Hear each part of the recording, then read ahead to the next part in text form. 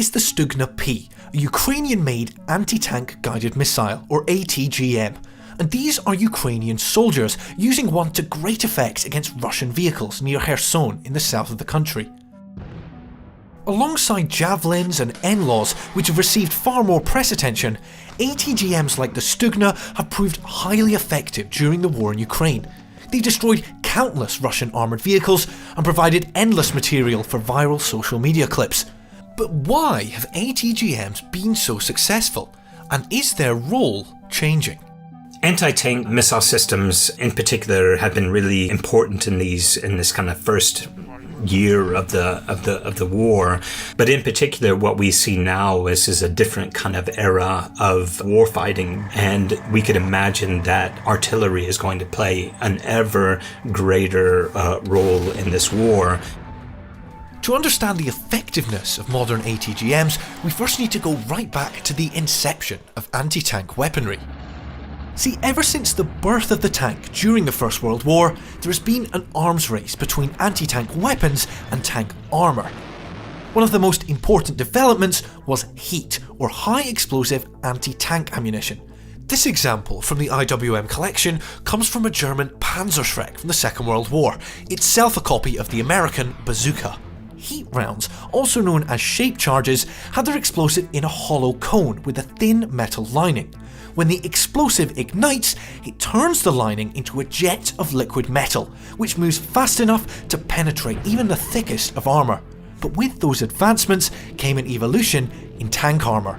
Rather than having just rolled homogeneous armor, the Soviets have started using this reactive explosive armor. These new weapon systems are primarily a response to that evolution in armor. So they themselves have to make sure that they are piercing the armor. They themselves are having to shoot further, and they are having more sophisticated targeted systems. It's really starting to become a quite advanced package.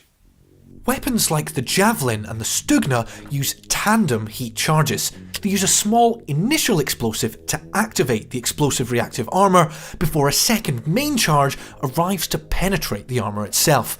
Modern ATGMs also have much improved guidance systems. This Law 80, the precursor to the modern NLAW, has an integrated spotting rifle with 9mm tracer rounds to improve the probability of a first-time hit. By contrast, the NLAWs being used in Ukraine use a predicted line of sight system. The user tracks the target for 2 to 3 seconds before firing. Then, the guidance system calculates the flight path to the target while the soldier gets to safety. Meanwhile, other ATGMs like the Javelin are even more advanced. So what happens is the Javelin system projects a missile. Once it's cleared of the user, that missile then ignites and does an arc on top of the tank, and so therefore you're targeting the weakest layer of armor. Other systems target over tanks in order to do something similar, but they're actually not able to detonate in the same kind of way as the Javelin system. But ATGMs aren't just highly effective modern weapons, they're also a great fit for Ukrainian strategy. They provide a cost-effective way of countering Russia's huge stocks of armoured vehicles, with which Ukraine cannot compete. In the early phases of the war, reservists like these ones in Kyiv were trained with a plethora of anti-tank weapons like NLAWs and AT-4s. Both of those systems actually are kind of point-and-shoot weapon systems, and so therefore they're actually quite easy to train around, and also themselves quite mobile, and so therefore you can get people deployed very quickly and be able to actually to operate very much in a mobile way. It's no surprise then that ATGMs have become a defining symbol of the Ukrainian cause, exemplified in online memes of Saint Javelin, among others. The weapons represent vital Western support for the war effort and the seemingly David and Goliath struggle with which Ukraine is engaged. That their video feeds can so easily be shared on social media should not be underestimated either. The posts solidify the idea that Ukraine is winning the war, but that does not mean they are risk-free for their operators. What we see in particular of these anti-tank missile systems is that in many cases they're somewhere between 500 to 1,000 meters. Of course, that puts you within the range of a tank and its weapon systems.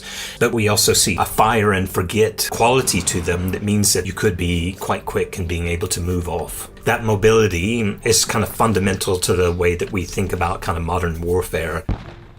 But there's another reason why Ukrainian ATGMs have been so effective, and that's because the Russian strategy has been playing directly into their hands. On paper, Ukrainian soldiers shouldn't have been able to get close to Russian armour, but in reality, Russian tanks moved along main roads and exposed fields without infantry, artillery or aircraft protecting them. Ukrainian forces with ATGMs were able to pick off the first and last vehicles in slow-moving Russian columns before artillery finished off the rest. Prosecuting a ground war without air support is extremely difficult. In fact, what's developed in the case of Ukraine is that we see a level of air denial to the Russians. And so that means that your ground forces become particularly vulnerable towards mobile weapon systems. And so it's causing a lot of problems for the ability for Russians not only to be able to actually take territory, but the real problem is their ability to hold territory outside of major cities. Those days of mobile armoured warfare and isolated Russian thrusts are over.